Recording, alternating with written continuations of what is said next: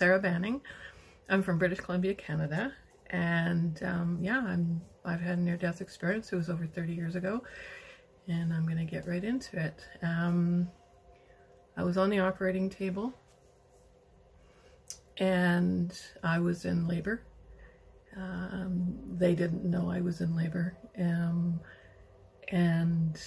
I began to panic. Nobody talked to me. It was New Year's Day. They were talking about all their parties that they had, and I felt very ignored. I was under a lot of pain, and it came to a point where I panicked. I panicked on the operating table. And when the nurse said to the doctor behind me, "Excuse me, doctor, can't you tell your patient's panicking?" That's when I lost it. I had been through so much in my life, and to have no control over what was going on, it was absolutely terrifying. It was terrifying. And in that moment, I just cried out and I said, "God, I want to die." And I meant it right to the depth of my soul. I'm sorry, I'm going to get teary about this, sorry. And I meant it. And I remember my eyes bugging out of my head and falling back into the bed and looking up, looking to the left. And as I floated towards this dark hole, there were these discs of people that I knew that were calling me and saying, you know, "Sarah, we need you. Come to us. We need you." And the closer and the closer I floated towards the darkness, the pain and the fear got deeper and deeper and deeper, and it was horrific.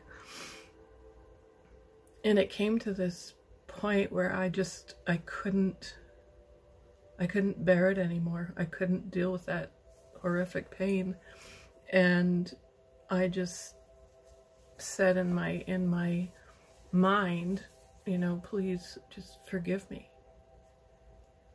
And in that instant, just as soon as I said that, I was engulfed in this beautiful light of unconditional acceptance of who I was, and you know, and I was in a lot of mess, and it just absolutely hugged me and filled me with this joy and this peace and this absolute love. And I knew I was home, and I was filled with this joy that I had been missing all my life. I had been searching for my whole entire life. And as I kept going towards this light, where the light was coming from, I kept floating towards this light, and these beautiful beings were reminding me of things that I had forgotten, but I knew. And I was floating. As I got closer, I just kept saying, "Yes, oh yes, I remember that. Of course, I remember that."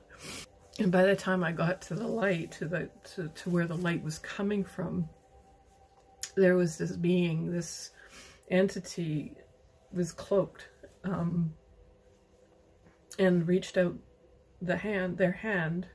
It felt male to me, but I don't know if that's, you know, I don't know, but they reached out this hand and asked me, "Are you sure this is what you want?" And I had been so filled with this, you know, love and peace and joy. I said, "No, I have to go back and do what I was meant to do."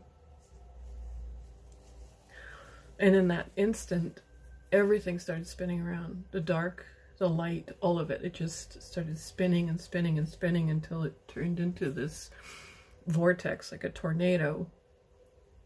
And like I remember just going and coming back in through my head and going back into my body. And I remember thinking, oh shit, I don't want to be here. I don't want to be here. But I knew I had to be. I knew that this is where I was supposed to be.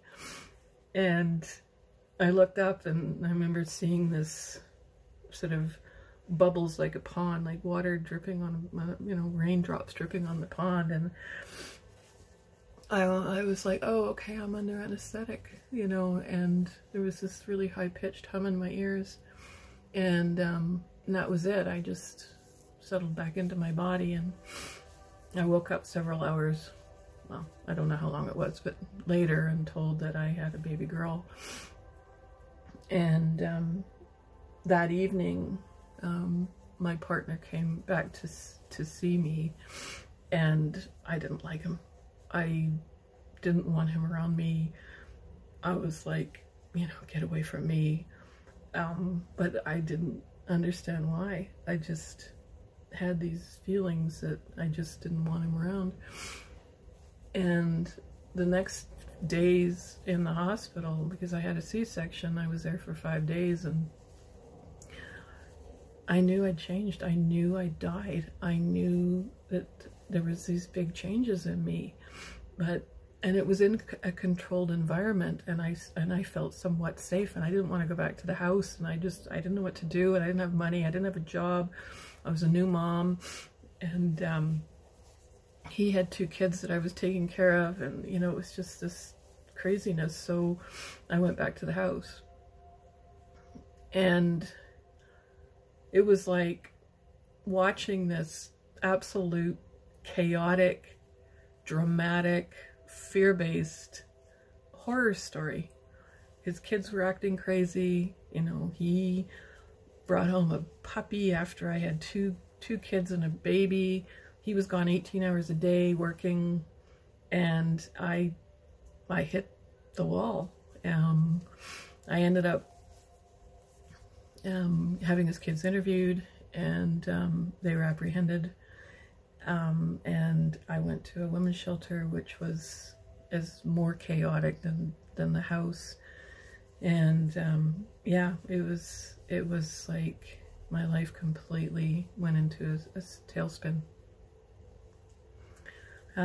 It took, you know, a few years before I discovered that the guy I was living with was actually involved in a cult.